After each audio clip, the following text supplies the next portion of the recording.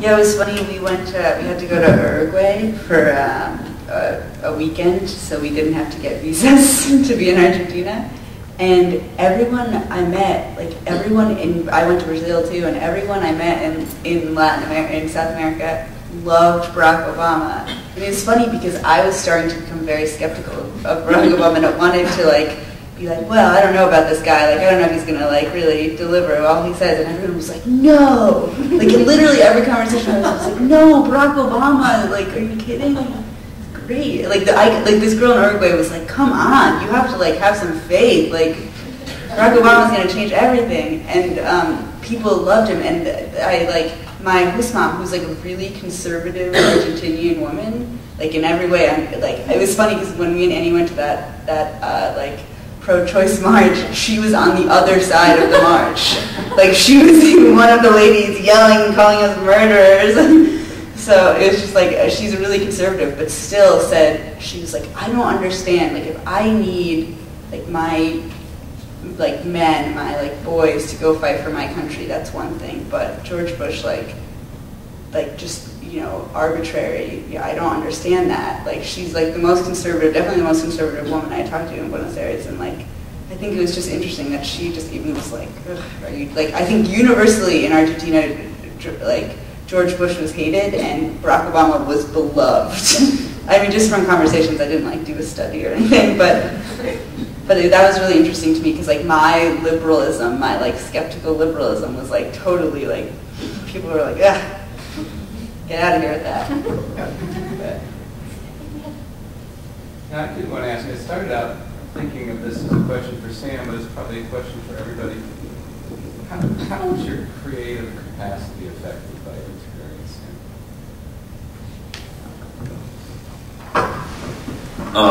Well, like I said, when I went to Japan, one of the things that I learned about ceramics is it's kind of like a way of life, and you gotta keep taking a new perspective on it in order to keep it interesting. Otherwise, it's just going to get bored. You're going to get bored of it.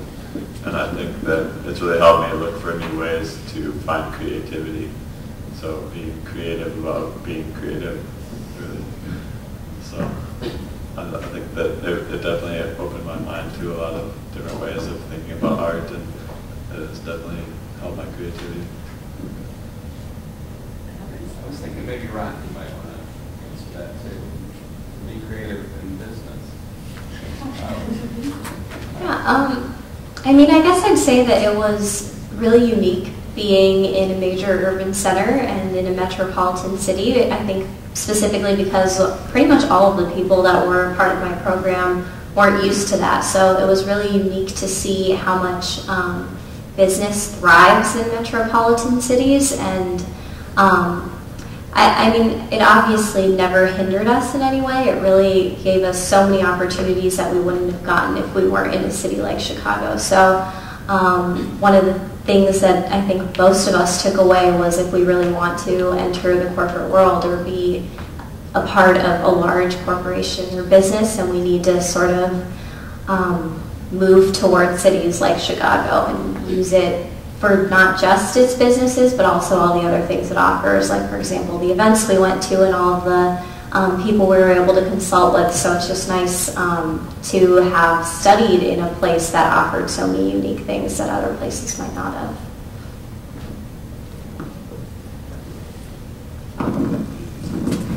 Yeah, I mean, I wrote every day when I was in Buenos Aires. I think in the beginning, because I'm like a person who talks a lot, almost to an embarrassing degree, and I had to be quiet. I couldn't put words together. It was like being a 3-year-old.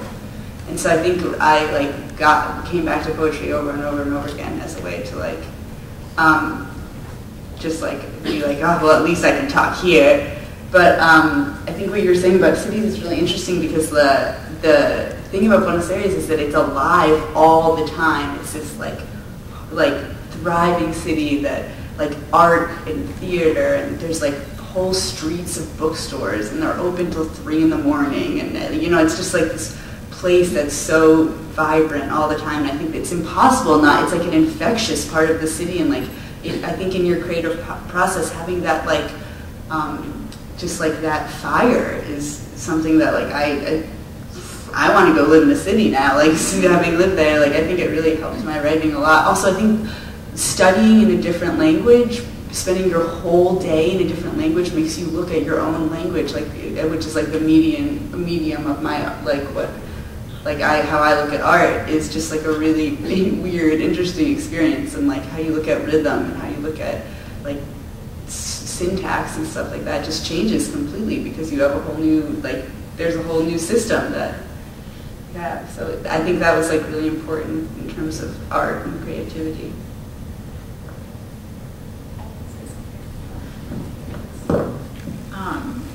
As someone, I do consider myself an artist, but I sort of feel like I sort of abandoned the creative process when I started college, just because I like have this stupid excuse like I didn't really have time, and then I wanted to pursue other things, and like I'm kind of mad at myself now that I sort of have let that go a little bit, but I feel like doing these programs really brought it back into my life, and especially working with the young girls at the school. I mean, I feel like watching them every day, like to see art as a really organic process for students who, hadn't necessarily always had an appreciation for art or like grown up, like even having access to like an art class at school. And I think that to be around that every day, that sort of like really natural and organic, like immediate sort of process was really, really powerful. And I just really think that art should be a part of everybody's daily life in some way, like whatever's going to make you happy or whatever, like some sort of creative outlet for people. And I mean, I think that it's just like a really necessary and positive force in people's lives. So I think that art can really, really save communities and really unite people and really save lives. So.